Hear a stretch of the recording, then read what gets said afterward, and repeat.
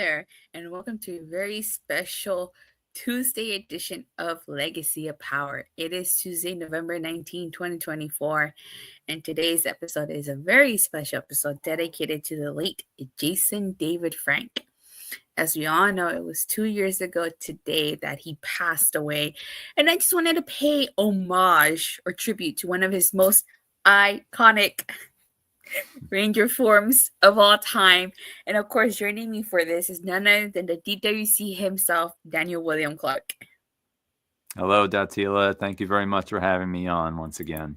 Of course, it's always a pleasure having you, especially because you're just a big Power Ranger fan just like me.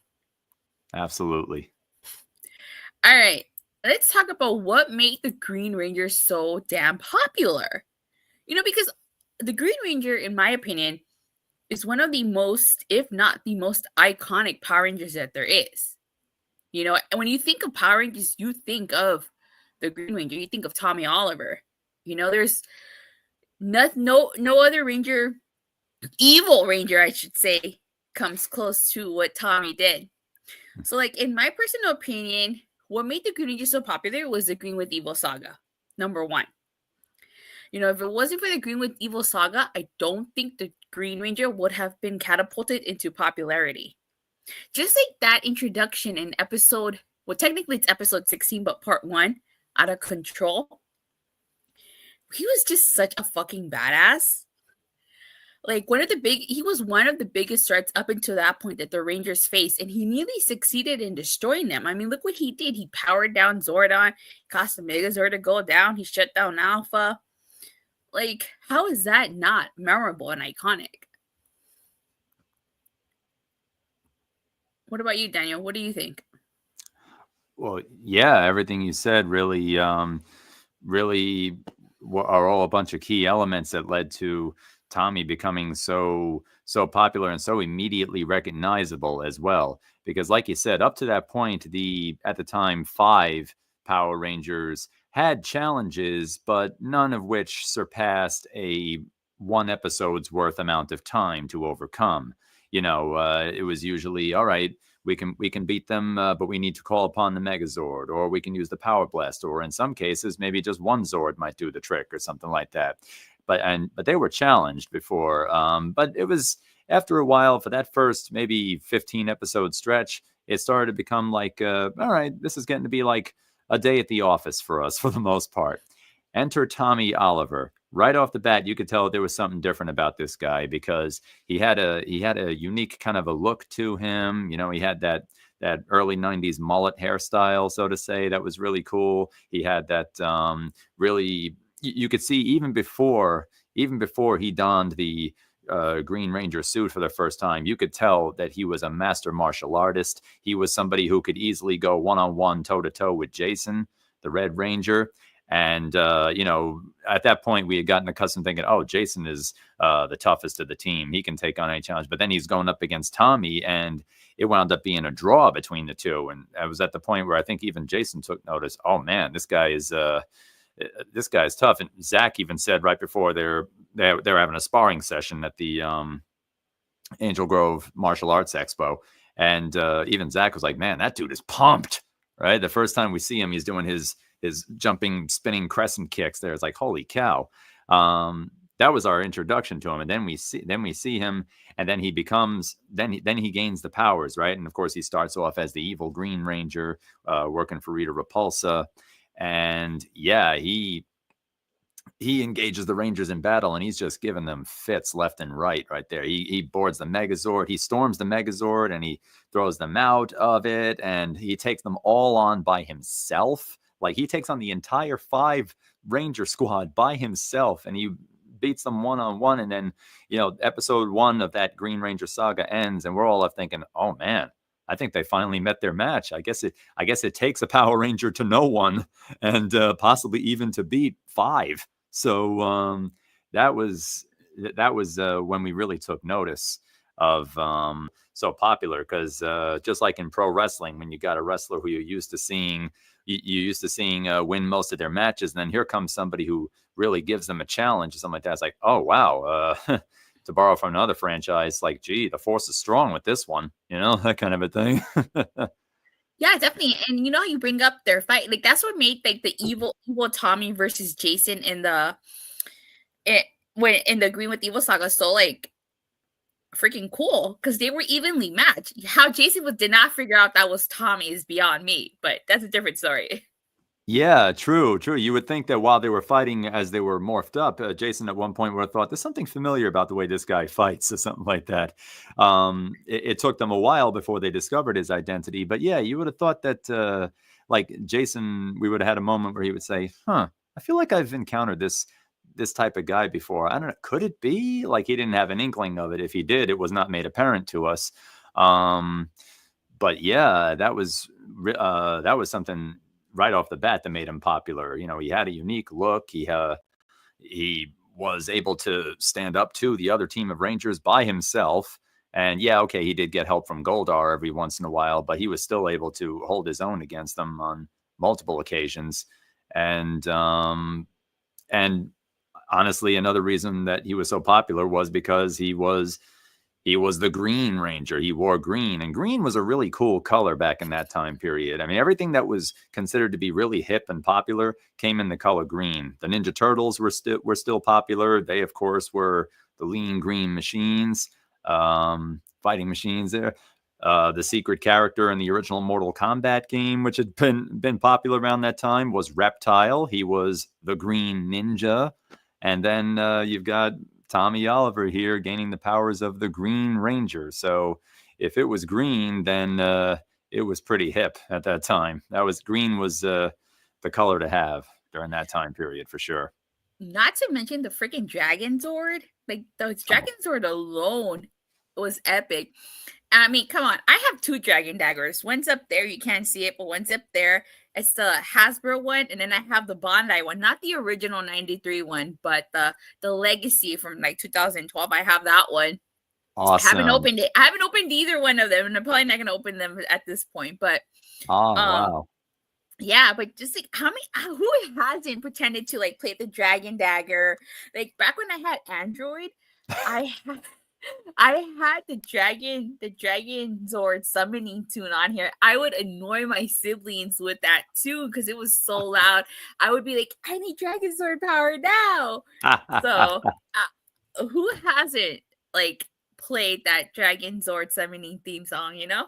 Oh, absolutely, of course. I remember, I remember, I would have, like, a toy sword that was unrelated to Power Rangers or something like that, but its length was such that it more or less equated the length of the Dragon Dagger, so I would look at it and I would say, "Hmm, let me use my imagination here." Da, da, da, da, da, da, like that. Yeah. Yeah.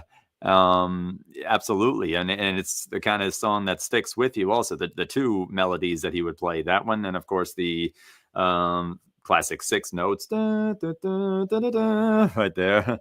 It's just yeah, people have them as ringtones nowadays or text message sounds. It just shows you how memorable it is, and yeah, just like the kind of you know, you get a character who you admire and you find yourself imitating them to some degree. You know, people who are fans of Spider-Man might find themselves going through it, you know, through it, doing that motion.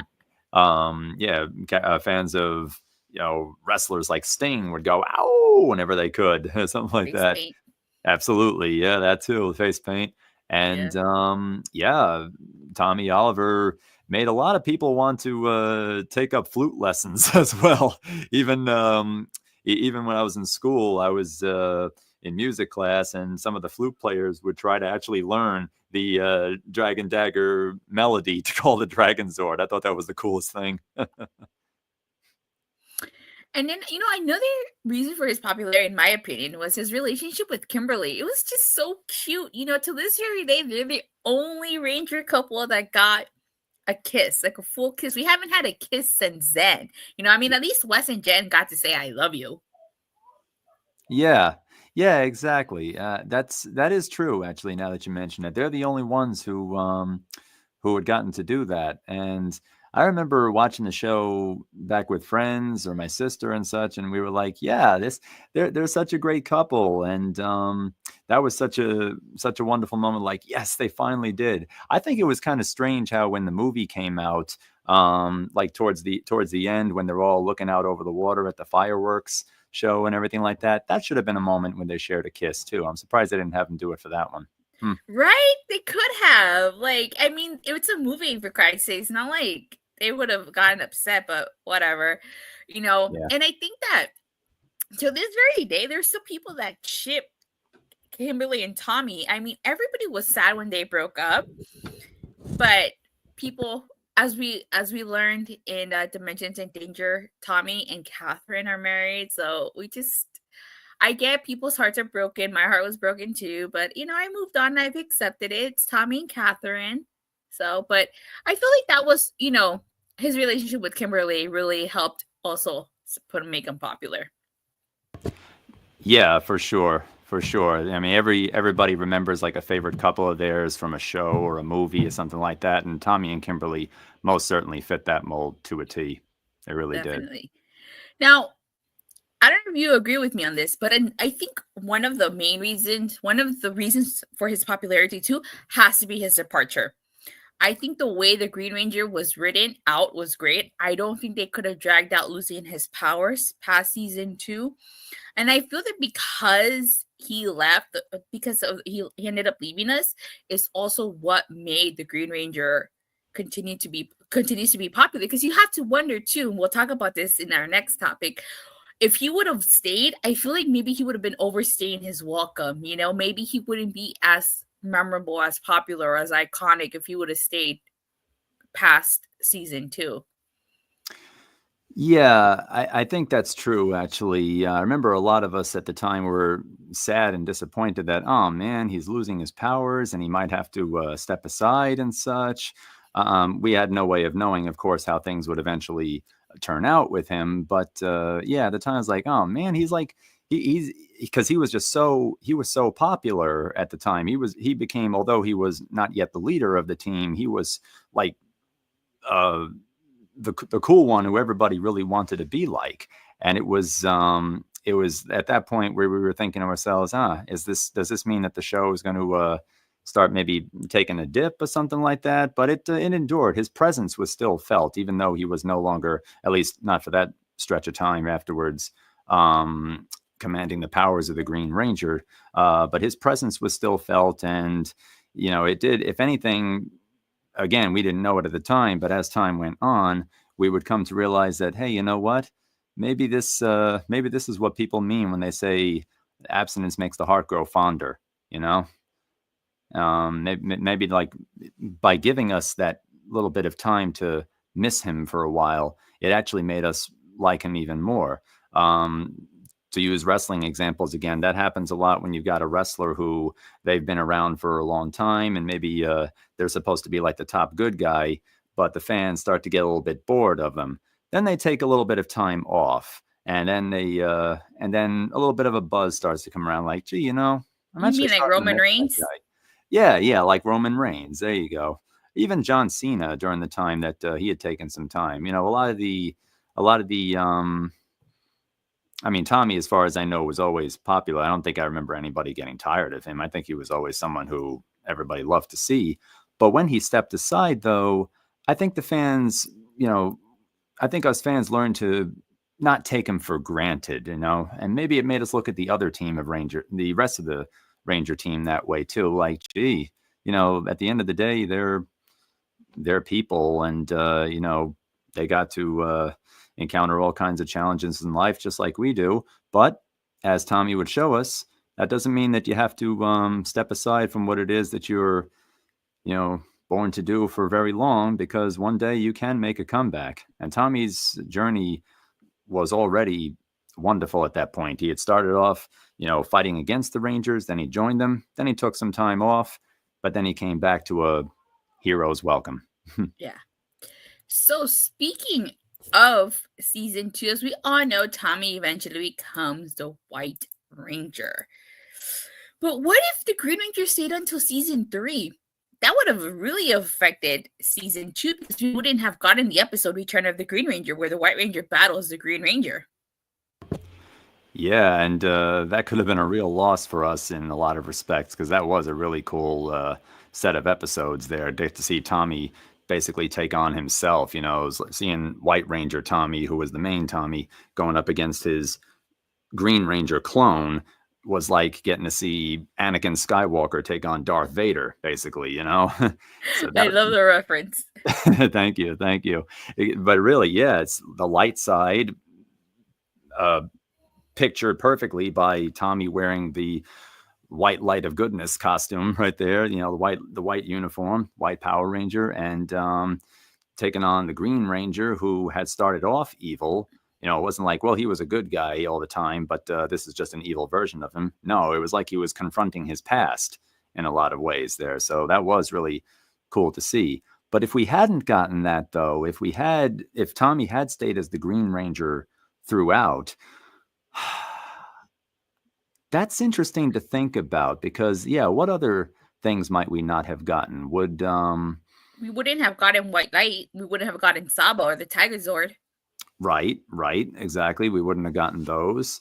Would he still have used? We talked about how equally iconic the Dragon Zord was. Would Dragon Zord have been still used, or would maybe he have gotten an upgrade as well, just like the other Zords had? They had gone from the Dinozords to the Thunder Zords. Would Dragon Zord have maybe stayed around, or would he have gotten powered up even more, or something like Yeah. that? And, Would he have been able to fuse with the Thunder Zords? Yeah, it's quite a lot to think of. I can picture the Green Ranger as the leader of the Power Rangers. You know, there's just something about the Green Ranger that I feel like he's better suited as the Sixth Ranger.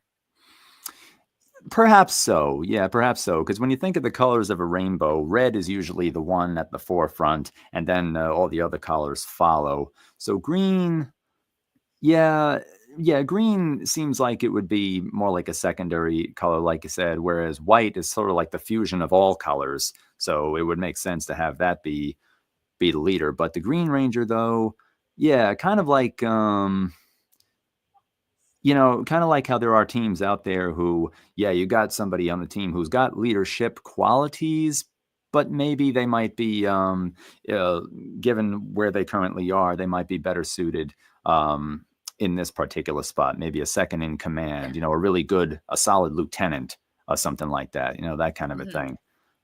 So Yeah. on Google, I was also looking for images for this show. I actually came across this, which I thought was pretty cool. Somebody photoshopped the Ninjetti picture with Tommy as green. So, assuming the Green Ranger stuck around, what animal would he be if they still go the Ninjetti route as the Green Ranger? That would be really hard. I mean, he couldn't be a frog because Adam was a frog, you know? So, what other Right. animal could he be? Maybe like a dragon? You think? Um, I guess he would be a dragon. I guess that would be something. I mean, he already had the power of the Dragon Zord, and you know, he had when he became the White Ranger, he would gain the power of the Falcon. But yeah, if he stayed the Green Ranger, would he have still gotten? Would have been the Green Falcon instead, or would he have gotten something else? Maybe. Gosh, that is a good question, actually. Yeah, that is something else to wonder about right there. Would he Yeah, have gotten? so it's like if he would have stayed green season, the rest of season 2 and season 3 would have definitely been affected by this. For sure, yeah, for sure. Because that's the thing. It'd be easy to imagine. Oh yeah, it was the same team of Rangers for the next season, and maybe they had the same powers. Yeah, but intellectually, you think about it, and with new seasons come new expectations. Maybe people might want to see something different. Maybe even just small changes, like when it was the same team of Rangers with the same uniforms, but the Zords were changed, from the Dinosaurs to the Thunder Zords. A simple enough change that still kept the material familiar to the viewers, but also gave them something a little bit fresh to keep it from going stale. So yeah, it would have been pretty interesting if he had stayed for a third season as the Green Ranger. Um, what that would have meant. Definitely. But obviously, the reason why he became the White Ranger was literally because they ran out of footage. They Right. ran out of footage. Or for those of that don't know, in Koru Sentai Ranger, Tommy's counterpart Borai unfortunately passes away when he's unfortunately, unlike Tommy, when the green candle runs out, he dies. He passes away. He doesn't become another ranger. He passes away.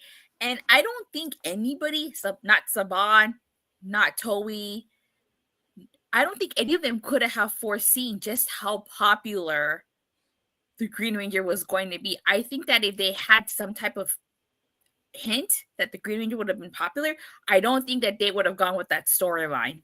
I think that they would have kept Bora around until the very end of Zoo Ranger because of the popularity. But nobody could have foreseen it. Right, exactly. They might have even thought, okay, the people will be just fine with this. I mean, it worked for Zoo Ranger, so it'll probably work for Mighty Morphin Power Rangers as well. Naturally, of course, rather than having Tommy be killed, rather than having him die, they just had him simply lose his powers. I could imagine a lot of, us American fans watching that would have probably been traumatized for quite a while if we had Oh, had yeah. to see that for sure.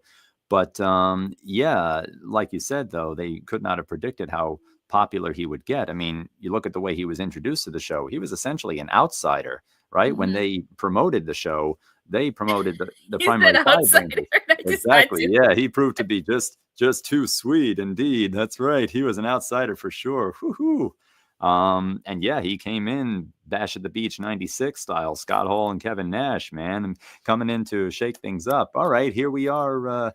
We got our Stings and our Lex Lugers and our Macho Man Randy Savages, our Ric Flairs. We got all of our guys. We have the people that we've been promoting since the beginning. But now, who is this one coming in right here? And what, he's going to stay with us for a while? Oh boy. Now what do we do? It was like, all right, well, they made the room for him. They brought him in. They kept him on for a good while. And then when they were starting to wind the program down, that's when they look back and realize, hey, wait a second. I think we might have caught lightning in a bottle with this one right here. Mm-hmm. Yeah, we might have to think of a plan B with this approach. Yeah.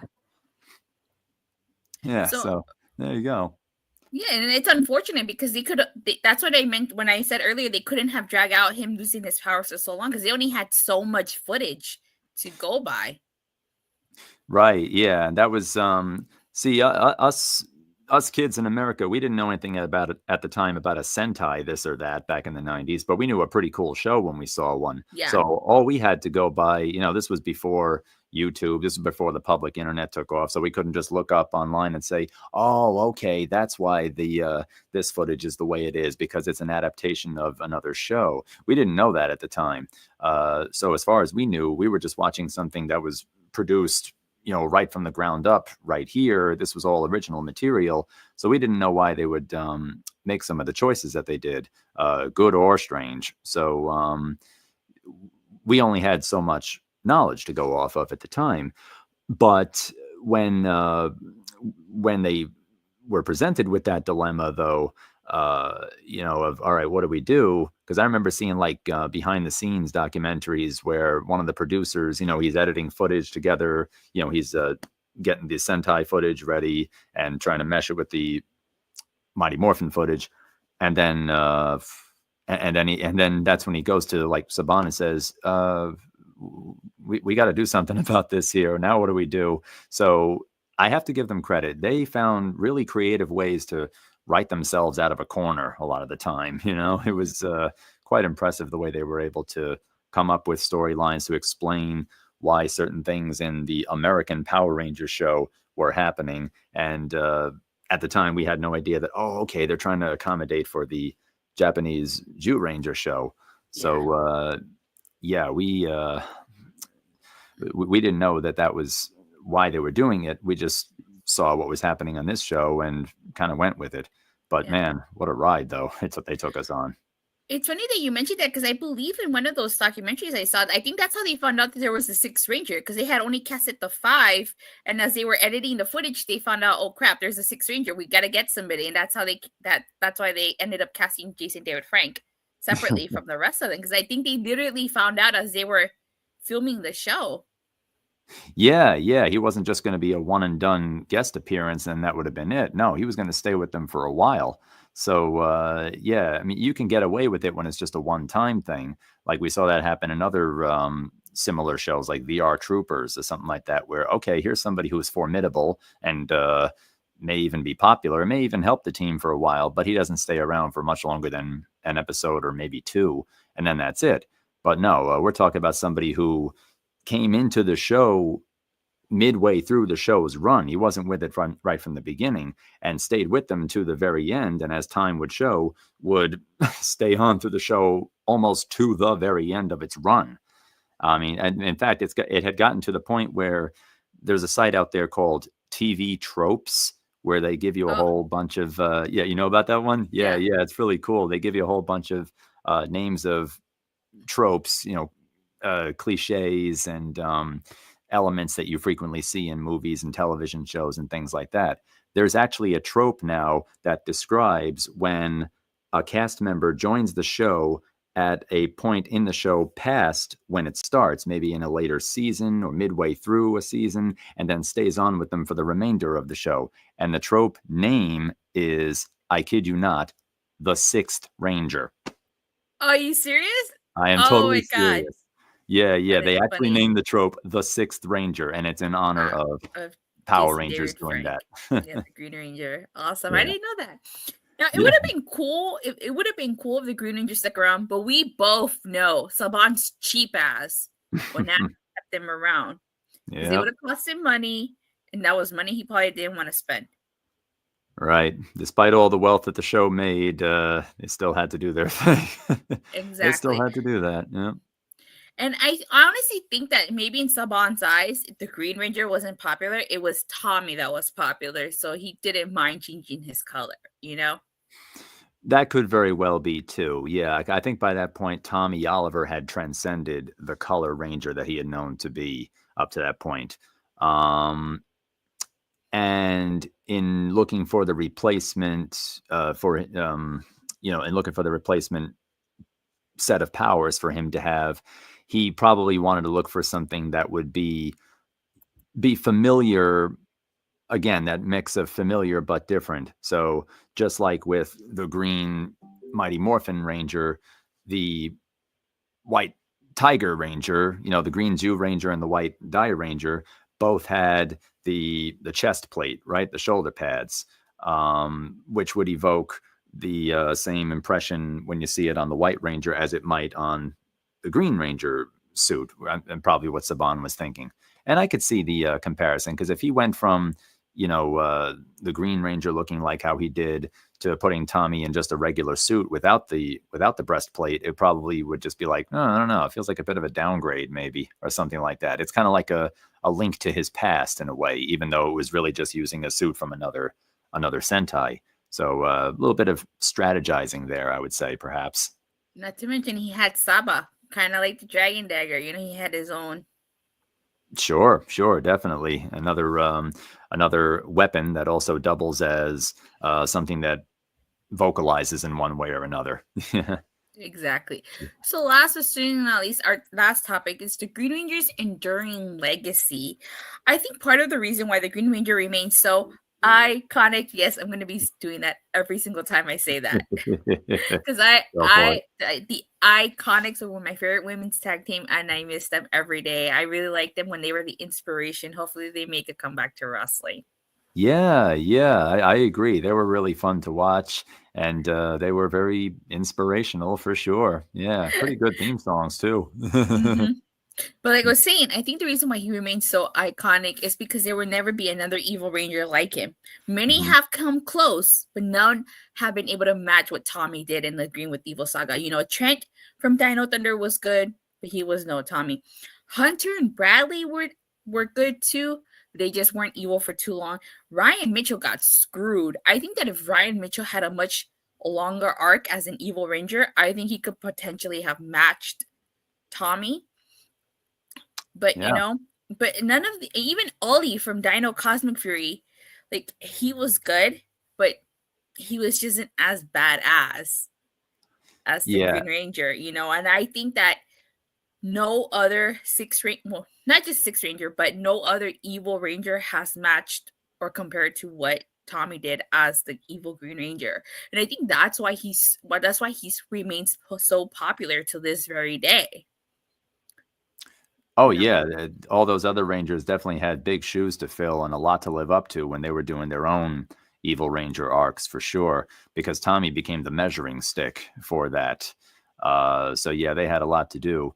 If given a little more time for some of them, yeah, maybe they would have equaled him or at least become maybe a close second or so. But yeah, there's always going to be that inevitable comparison when you've got the trendsetter and other people kind of following in the footsteps.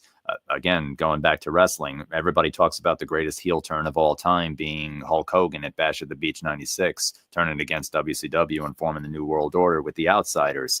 Yeah, too sweet, definitely. The New World Order of Wrestling, brother. There you go. Well, lots of other wrestlers and wrestling organizations have tried to do it over the years. You had Seth Rollins turning against the Shield. You had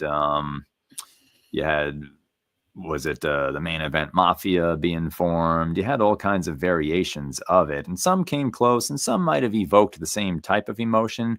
But I think it's still like they're still compared to that Bash at the Beach one right there, just like the Evil Ranger arcs of the past several more recent seasons have been compared to Tommy and the Green with Evil arc. Yeah. Exactly. And now that Power Rangers has officially come to an end, there will never be another evil ranger that had the same impact as the evil Green Ranger. So I think that his legacy will certainly last forever. I think any new fan that starts watching Power Rangers from the beginning, I think that they're gonna end up liking the Green Ranger like so many people have, you know. Yeah. But there will never be another evil Green Ranger. No, definitely not. There won't be an evil Green Ranger. I mean, it's funny. I had not heard the figure of speech green with envy before I had seen Power Rangers. So when I saw the episode titles green with evil, I thought that was just something that Power Rangers made up. And then I thought that's just how the saying went. I thought green with envy was the knockoff or spin-off, and I thought green with evil was the root form.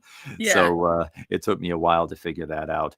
But yeah, there's never going to be another Evil Ranger arc, and there's never going to be anyone who, equates the status of Tommy Oliver himself. You were saying before how Tommy is thought of essentially as the Power Ranger, and I truly agree with that. I mean, granted, my all-time favorite Ranger is Jason, but even I would concede that when you think of Power Rangers, you're going to think of Tommy the majority of the time. I mean, he's to Power Rangers what Captain Kirk is to Star Trek, what Luke Skywalker is to Star Wars, series that have had many different protagonists over the years, but they are the ones that not only are probably the most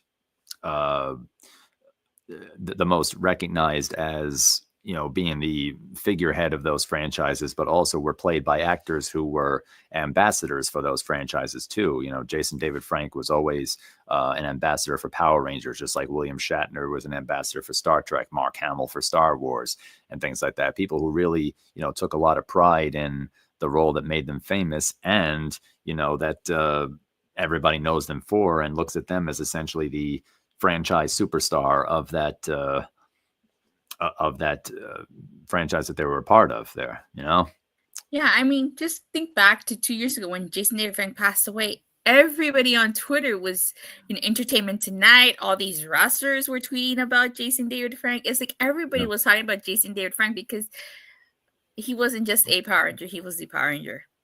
Absolutely. I loved when the New Day did their tribute where they wore their green and white Ranger set of tights. I thought that was wonderful. I thought that was really cool.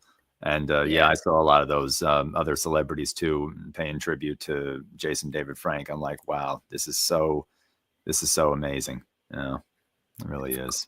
Yeah, hopefully.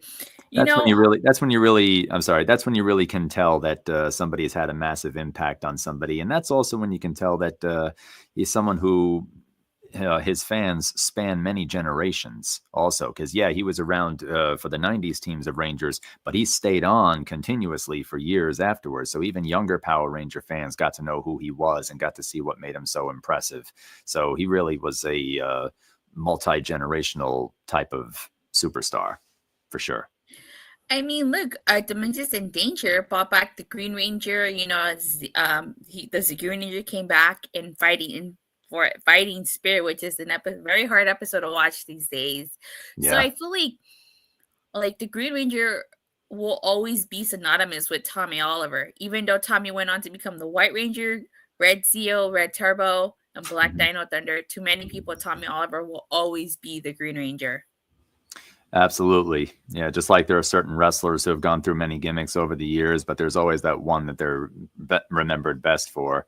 Well, Jason David Frank has the distinction of being, the first Green Ranger and quite possibly the best Green Ranger. And as we said, the number one Green Ranger for all time. Yes. All right, Daniel, any last words you want to say before we get ready to sign off? Absolutely. One other thing, as I was mentioning about as we were talking about the Return of the Green Ranger story arc, that I think is what made Tommy as the Green Ranger so cool, was because he was the only Power Ranger at that point to have the chest plate. That made him stand out immediately too. So I was like, oh, not only is he wearing green, he's also got a gold chest plate as well. Holy cow, this guy is business. That really made him stand out. It's like, I see what you're doing, and I raise you this one more cool element right here. That type of thing. But yes, I'd also like to add that Jason David Frank, the man, and Tommy Oliver, the character, I think are both two wonderful examples of someone who could really, reach their full potential and inspire others in all different ways, whether it's through their discipline as a man or their martial arts ability, and even more so in the case of Tommy Oliver, the character, but that no one is beyond redemption. I mean, it's become such a recurring story in many movies and shows and even comic books and games over the years, where you have somebody who's done some bad deeds and has gone against the heroes and caused a lot of chaos, but they can still be brought back to the light or turned to the light if they had never been before. Tommy, of course, started off as a good person before he was put under the spell.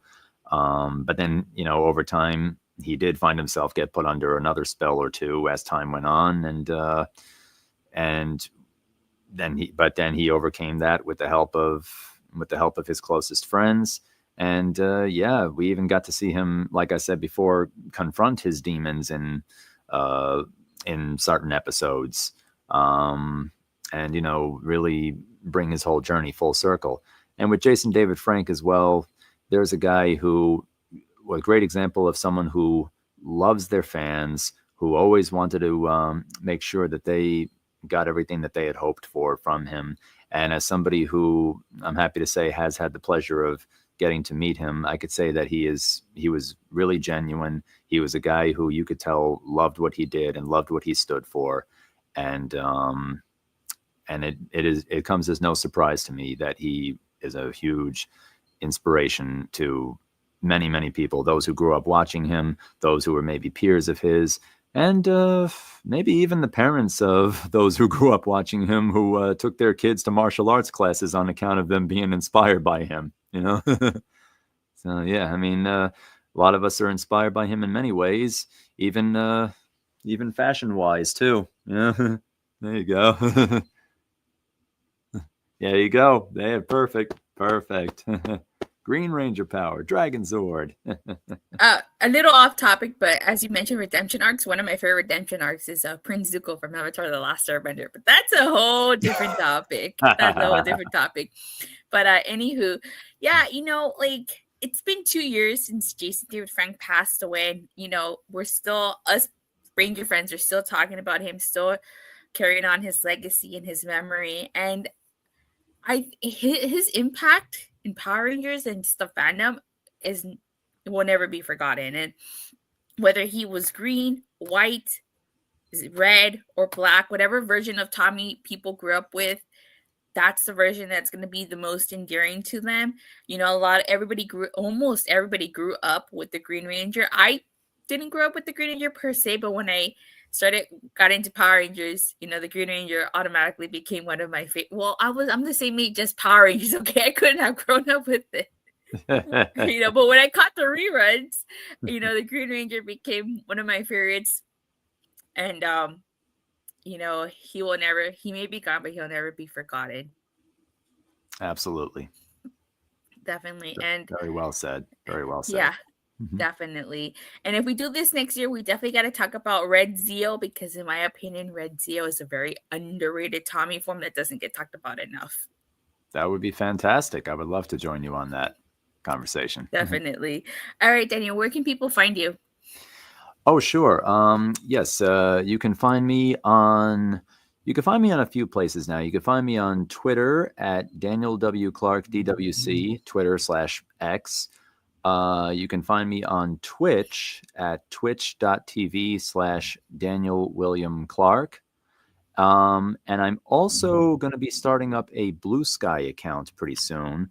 I'm still working on that one, still trying to get it all nice and presentable looking. But I will be posting any information related to that on Twitter/X and talking about it on my Twitch as well. And I'm contemplating maybe another site or two, but for now, those are the main means of which you can reach me. Like at the time of this broadcast here, the best places to reach me be Twitter/X and Twitch. So at Daniel W. Clark DWC for Twitter X, and twitch.tv/Daniel William Clark for my Twitch channel. And you can follow me on Twitter/X at Datilla_. I talk wrestling. If you're a big wrestling fan like I am, I talk WWE, except NXT, AEW, TNA Impact. I go live on my channel every Monday, Wednesday, Friday, occasional Saturdays and Sundays. You know, there's the pay-per-view. And for all things TNA, you can catch me on Body Slam every Thursday. Now, next year, with it being the 20th anniversary of SPD and the 25th anniversary of Lightspeed Rescue, you know, I might be considering doing more Power Ranger content and maybe doing episode recaps of those seasons. I know Daniel and I might do something this weekend for the 10th anniversary of Super Mega Force. We'll talk more about that off camera. But in case you are a wrestling fan, make sure you check us out. And thank you guys all so much for watching. Please don't forget to like and subscribe. Make sure you hit that bell so you get notified whenever we go live or release a new video. And if you like wrestling, I will see you tomorrow for the AEW Dynamite review. Bye.